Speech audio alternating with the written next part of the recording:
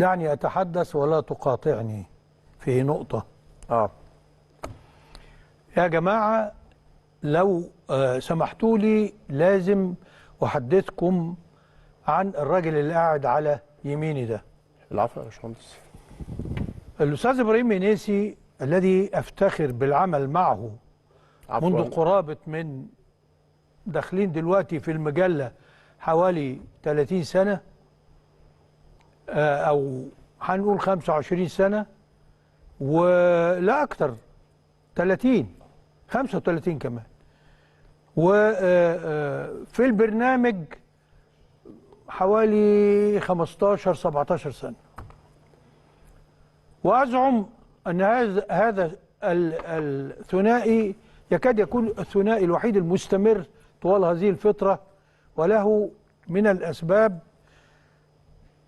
اللي جزء كبير منها يرجع إلى شخصه. لا العفو يا باشمهندس. الأستاذ إبراهيم المنيسي أنا هعرف به عشان البعض يبدو أنه مش بيتوقف بموضوعية أمام القامات الإعلامية أو في أي مجال الصراحة. أستاذ إبراهيم اتخرج سنة 89 من كلية الإعلام أستاذ إبراهيم وبتفوق. اشتغل في سنة 90 في الأخبار، 91 اشتغل في المجلة، واستمر بها متدرجا في مناصب ومسؤوليات حتى أسندت إليه رئاسة تحرير المجلة في 2002 عقب وفاة المرحوم الله يرحمه الله يرحمه له بإذن الله يعني ويغفر له الأستاذ عبد المجيد نعمان.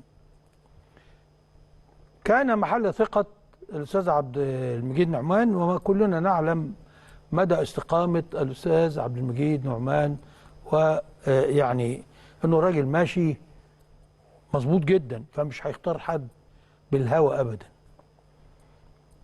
هو الآن رئيس تحرير المجلة، مستمر معنا كل هذه الفترة، ربنا يعني يديله الصحة والعمر، ولكنه أيضا مدير تحرير الأخبار والمشرف على القسم الرياضي. إذا كان هذا المشوار من 1990 حتى الآن 35 سنة ما بيخلقش واحد من أهم الكوادر الإعلامية بشكل عام والكوادر في يعني الشأن الرياضي، مرورا بقى بخبراته في الإعلام المرئي، يبقى يعني يقولوا لي بإذن الله تثقوا في مين على مدى السنوات دي. يعني هترك الرأي العام هو الذي يحدثكم عن قيمة البرنامج، لا نزكي أنفسنا، وهترك الرأي العام أيضا الذي يعني يتصدى لكل من يعني يطاول شخوصنا البسيطة، لأن احنا الحقيقة لن نكون مشغولين بأي هجوم شخصي أبدا، ولن نصل إلى هذا المستوى. أستاذ إبراهيم أفخر وأعتز بك. أنا اللي بشكرك جدا، أنا اللي بشكرك جدا، أنت فاجئتني، بشكرك شكرا جزيلا. اقفل الصفحة. لكن بصوا يا جماعة، الرياضة فيها كتير أهم من الكلام الشخصي، والأهلي عنده تحديات أهم مننا كلنا. طبعا المهندس عادل القيعي بيقصد بالكلام ده أمير هشام. كلنا شفنا أمير هشام طلع هاجم إبراهيم المنيسي وقال عليه إيه، عشان الناس اللي ما كانتش متابعة. أمير هشام فتح هجوم حاد على إبراهيم المنيسي وقال إن هو يقدر يرد عليه، وإن برنامج ملك وكتابة 90% منه بياخد حاجات من البرامج التانية، يعني ما فيش برنامج من الأساس. طبعا الكلام ده أغضب إبراهيم المنيسي واغضب عادل القيعي واغضب كل جماهير النادي الاهلي، خاصة ان فضل النادي الاهلي على امير هشام كبير جدا، وما كانش هيتعرف ولا كان اي حد هيعرفه لولا ان هو كان بيظهر على قناة الاهلي وكان بيتكلم عن النادي الاهلي قبل كده، وكلنا عارفين وكلنا فاكرين. انما ان هو يطلع ينظر على برنامج زي ملك وكتابة، جماهير الاهلي بتعتبره خط احمر، جماهير النادي الاهلي بتعتبره ان هو اللي بيدافع عنها، عنها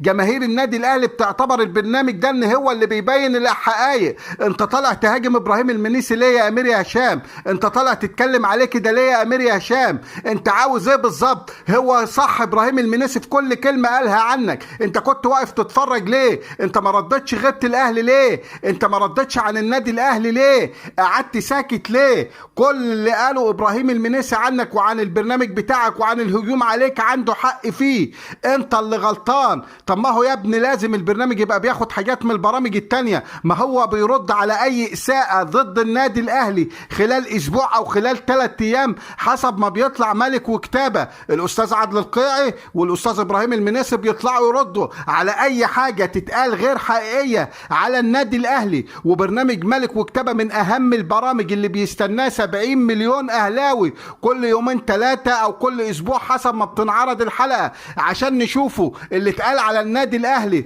ورد النادي الاهلي عليه ايه. وهم خير من يردوا الاستاذ عادل القيعي والاستاذ ابراهيم المنيسي. دي ناس مش بتاعت امبارح زي حالاتك يا امير يا هشام او اول امبارح ابتلينا بقى على القنوات الفضائيه وفي اللايف وعلى مواقع التواصل الاجتماعي. ده ناس قديمه قوي في المهنه، ده ناس فاهمه كل كلمه وكل حرف بتقوله وهم بيدافعوا عن النادي الاهلي. وكلنا بنقول لك ك70 مليون اهلاوي بندعموهم ووراهم ومؤيدين لهم في كل كلمه يقولوها. اعرف حجمك يا حبيبي واعرف وضعك، وبالراحه الناس الكبار دولت واي حد بيمثل النادي الاهلي خط احمر. ما تبقاش كده عشان انت مش بتوجه كلامك لابراهيم المنيسي لوحده، ده انت بتوجه كلامك ل70 مليون اهلاوي ممكن يردوا عليك بكل سهوله. وانت عارف رد جماهير الاهلي لما بتغضب بيبقى شكله عامل ازاي. اما يبقى عندك ضيف في برنامجك او في اي حاجه بتقدمها ويتجاوز باي شكل ضد النادي الاهلي لازم ترد، ما تبقاش قاعد زيك زي الميكروفون اللي قدامك، لا لازم ترد غيبة النادي الاهلي عشان بعد كده ما تزعلش مننا. رجاء الاشتراك في قناتي وتفعيل الجرس. شكرا.